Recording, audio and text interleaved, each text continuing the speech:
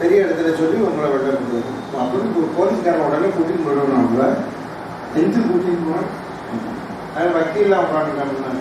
Case போடுவேன் நான் என் மேல. அவன் சிரிக்கிற ஒரு வக்கீல் எப்படி சாமி கேஸ் போடுவான் கேட்டு போல ஏற்றுக்குனேன். அதில் அப்போ உங்கள் ஊரில் எங்கள் ஹைகோர்ட்டு இப்போ இருக்காக தெரியல சீஃப் ஜஸ்டிஸ் அவங்க ராமசுப்ரமணியன் அவரும் நானும் ஒன்றா உட்காந்து கண்ணாடி பக்கத்தில் பேசணும். அவர் தான் ஜட்ஜி. அவர் அன்னைக்கு தான் முதல்ல நான் வரணும் உபன்யாசத்துக்கு என்னால் முடியலைன்னு சொல்கிறார் தோணும்.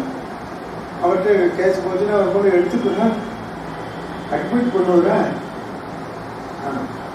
சிரிக்கிற வக்கீல்லாம் வந்துடுவார். அது எதுவும் கொடுக்குறாங்க நீ ராமநாமா சொல்ற இதெல்லாம் எதுக்கு சொன்னேன் உங்கள்கிட்டன்னா எல்லாம் அதெல்லாம் இந்த கிரவுண்ட் லெவல்லையே மிரட்டல் கிரட்டல் உருட்டெல்லாம் அப்படியே போச்சு. எங்கள் லெவலுக்கு ஒருத்தர் வரல.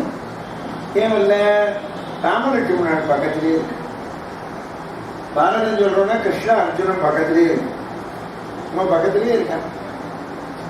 நீங்களும் தெரிஞ்சுக்கோங்க ராமாயணன். நீங்க கீழே உட்காந்து கேட்கறேன்னு நான் இங்க உட்காந்து சொல்றேன் அவ்வளவுதான்.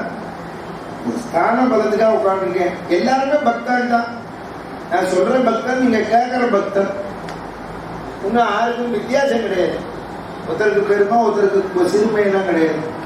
எல்லாரும் ராம பக்தன். அதனால ஒன்றை மட்டும் உணருங்கள். சுக்ரீவன் நமக்கு சொல்லி கொடுத்துருக்கான்.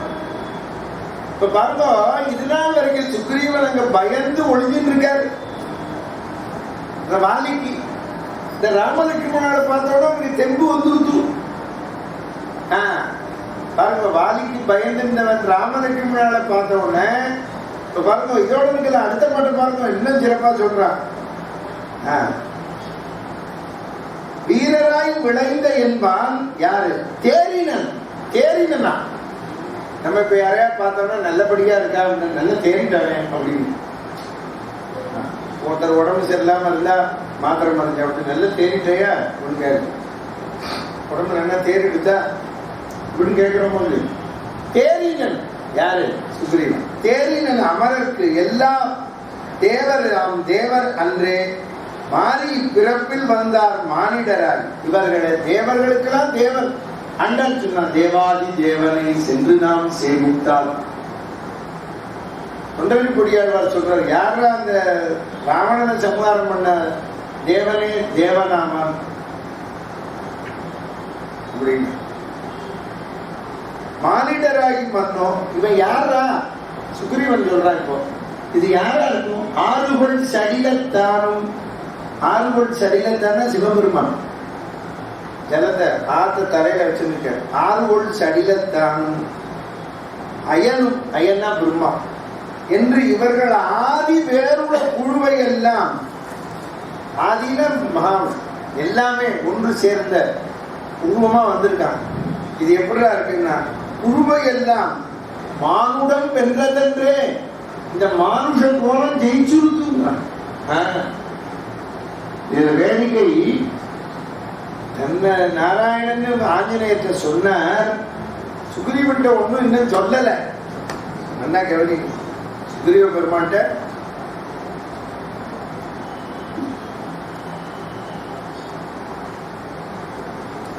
சுக்ரீவ பெருமான்ட்ட இவர் ஒண்ணுமே சொல்லலை. இன்னும் பிரம்மா விஷ்ணு சிவனும் ஒன்றாக இணைந்த உருவமாயிருந்தாலும் இந்த மானுட கோலம் ஜெயிச்சதுங்கிற. ஏன்னா அவர் வரும்போதெல்லாம் என்ன சொல்லிட்டு வர்ற ரிஷிகிட்ட? ஆத்மானம் மானுஷம் மன்யே ராமம் தசரதாத்மஜம். நான் தசரதனுடைய பையன் தான் என்று சொல்லுகிறார்.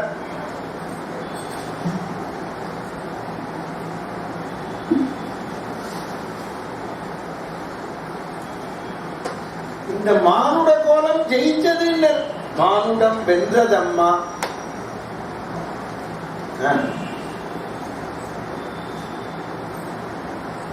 ஒரு பொருள் அப்படி ஜெயிச்சதுங்கிறதுக்கு எடுத்துக்கலாம். இன்னொரு பொருள், நாம் அந்த பிரம்மா விஷ்ணு சிவனை பார்க்கவில்லை என்று வருத்தப்பட வேண்டாம்.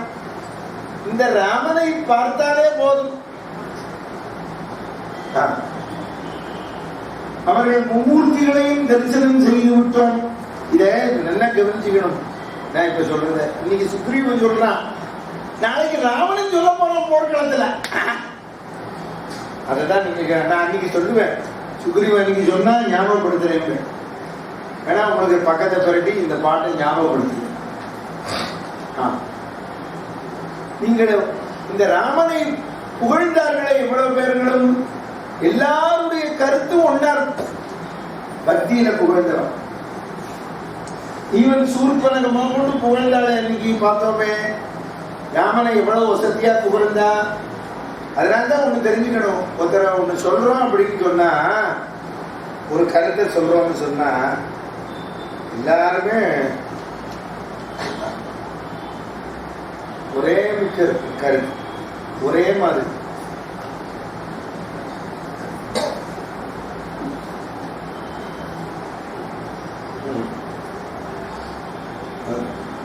பினாசிக்கு உபன்யாசத்துக்கு போவேன். ஒரு பெரியவர் வருவர். அவருக்கு உடம்பு முடியாது. அவருக்கு 75க்கு மேல வயசு. ரொம்ப இப்போ 75, இப்போ போற 8 வருஷமா போயிட்டு அவர் வந்துருவார். வந்து பாட்டு கதையை தான் நாம்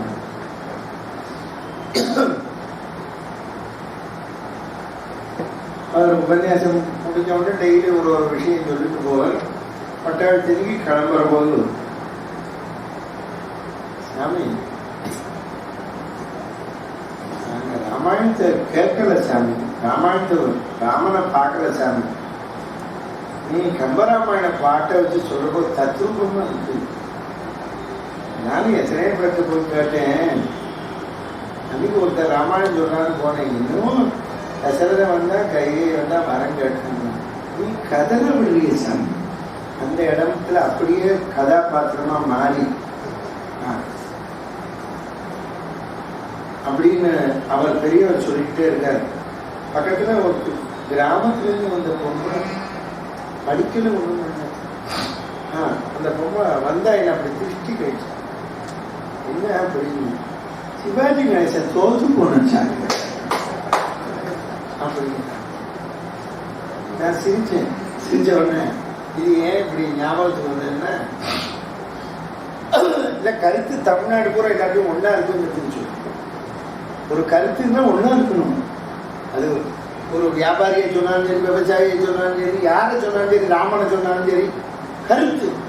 நீங்க அந்த இடத்துல கருத்தா தான் இருக்கும். அங்க குந்தியும் கர்ணனும் சொல்லி அங்க அடையாறுல உபன்யாசம். யாரு எங்க ஏற்பாடுன்னா, நீங்க இந்த சங்கீத கச்சேரியில் கேட்டு பாம்பே ஸ்டேஷன் பாடுவாங்க. அவள் தான் அங்கே ஏற்பாடு. என் உபன்யாசம்னா அவளுக்கு ரொம்ப பிடிக்கும். தெருவில் அடைச்சி உபன்யாசம். அங்கே எல்லாரும் உபன்யாசம் பண்ணோம். குந்தியும் கர்ணன்னு சொல்றேன். கதறி அழுதா. எல்லாரும் கதறி அழுதோன்னு ஒரு மாமி எங்கேருந்து வந்தா. இப்போ இந்த சிவாஜி கணேசன் வந்து உங்க முன்னால உட்காந்து கேட்டிருந்தாருன்னா, இந்த மாமி சொல்றா, சிவாஜி கணேசன் ஒரு கர்ணனா தான் நடிச்சான், நீங்க குந்தியாவும் நடிக்கிறது. அப்ப சிவாஜி உங்களை கேட்டிருப்பாரு, இது எப்படி நடிக்கிறது கேட்டுப்பாரு அப்படின்னு ஒரு மாமி மைக்க பிடிச்சே பேசினார். எங்களுக்கு பரம பாக்கியம் அப்படின்னு. எதுக்கு நான் பெருமைக்கு சொல்லலை, பெருமையே வேண்டாம், பெருமை இல்லை. எல்லாருடைய கருத்துக்கள்.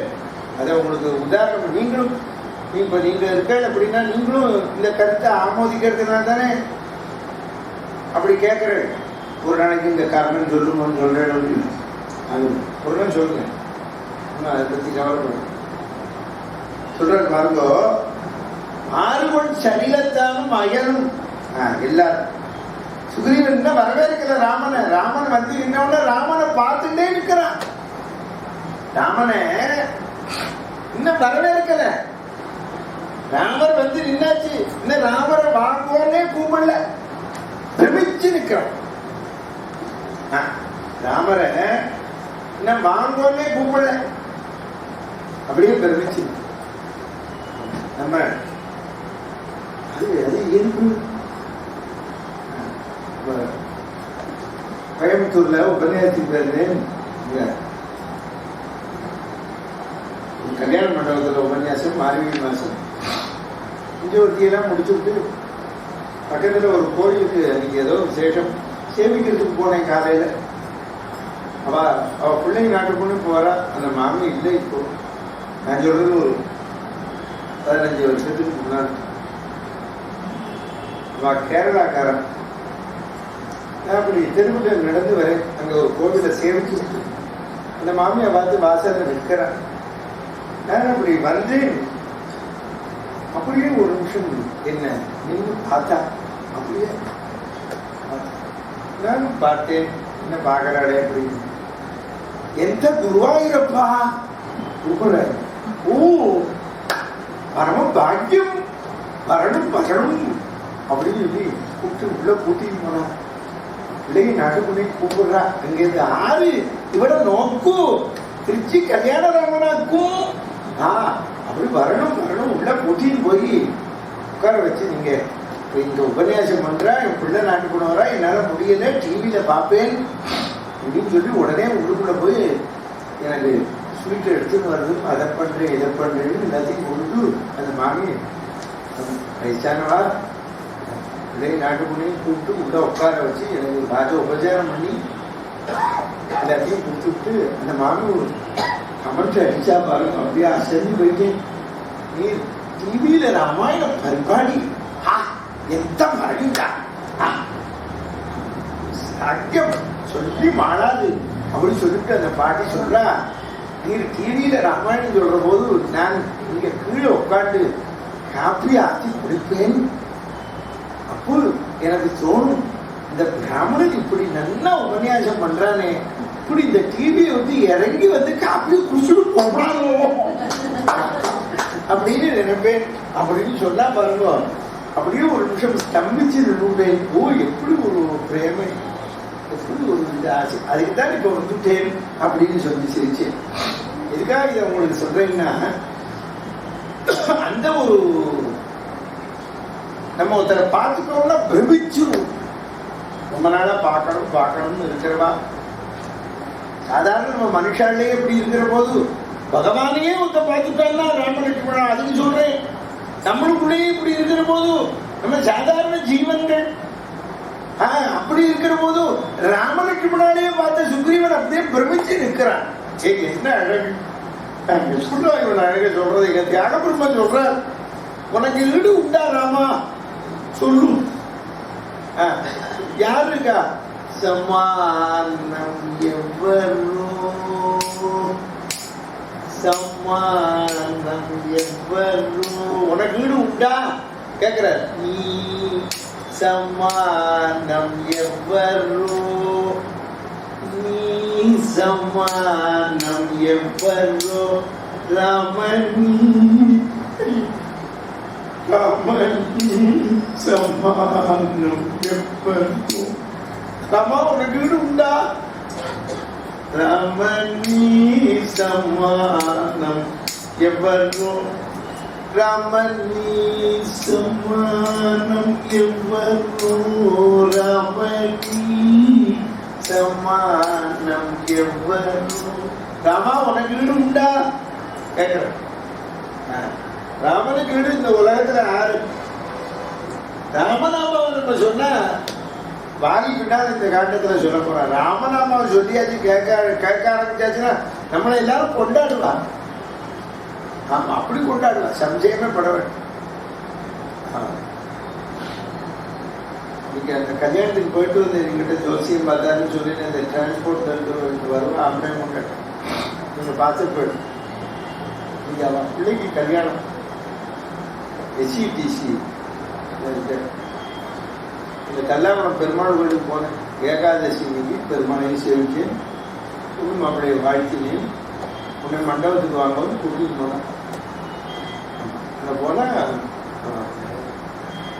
அங்கே அது என்னது காந்தி நியூஸ் எத்தாப்புறம் பெரிய பெரிய பிளக்ஸ் போர்டு இந்த பொண்ணு மாப்பிள்ளை கல்யாணத்துக்கு வச்சிருக்கான்.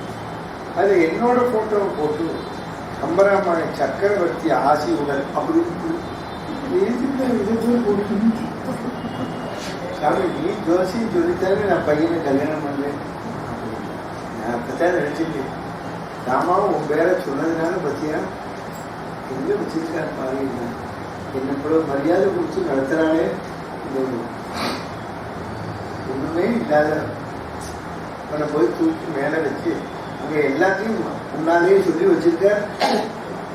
எல்லாரும் வரவேற்று வந்து கும்பிட்டு இப்படி பண்ண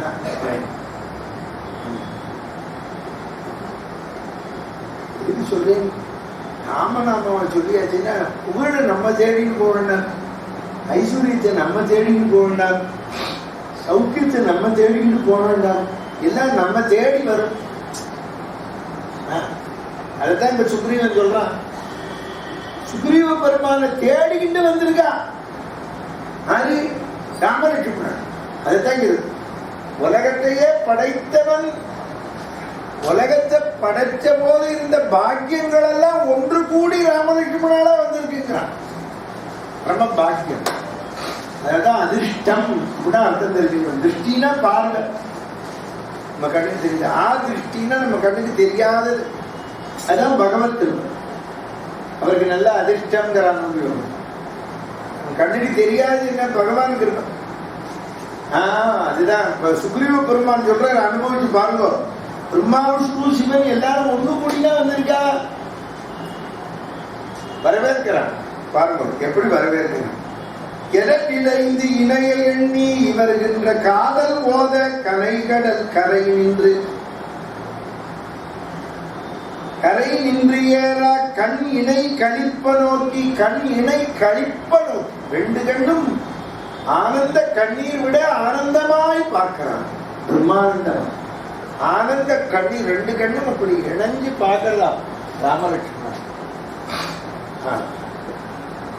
ராமலட்சுமணாலே அப்படி பார்க்கிறான். பார்க்கிறான் இணைந்து நோக்கி அனகனை குறுகினான். அனகன்னா ராமன். அனகனை குறுகினான். அவ்வண்ணனும் அழுத்தி கூற புனைமலர் தடக்கை நீட்டி போந்து இனிது இருத்தி என்றான். அனகன் அப்போ அவன் சொல்றான், அனகனும் புனைமலர் தடக்கை நீட்டி. இன்னைக்கு நம்ம ஒருத்தரை வரவேற்கிறோம்னா, இன்னைக்குதான் ஏதோ வெள்ளக்காரன் கத்து கொடுத்தா நினைச்சுட்டு இருக்கேன். நீங்க கையை நீட்டி சேகன் கொடுத்து வாங்கணும். அதனால கையை நீட்டி வரவேற்றது சுக்ரீவ பெருமான் ராமன். அவன் எவ்வளவு பாக்கியம் பண்ணிருக்க ராமன்.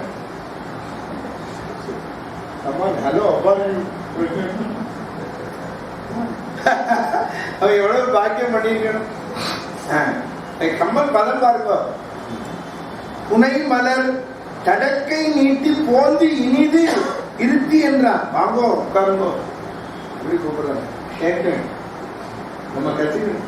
இது ஒன்றும் புதுசு இல்லை, நமக்கு வெள்ளைக்காரன் கற்றுக் கொடுத்து, நமக்கு சுக்ரீவ பெருமான் கற்றுக் கொடுத்துருக்கு. என்ன ஒருத்தர பிரியமா கையை கொடுத்து நிறைவே நமக்கு எப்படி வச்சிருக்க தடக்கை நீட்டி.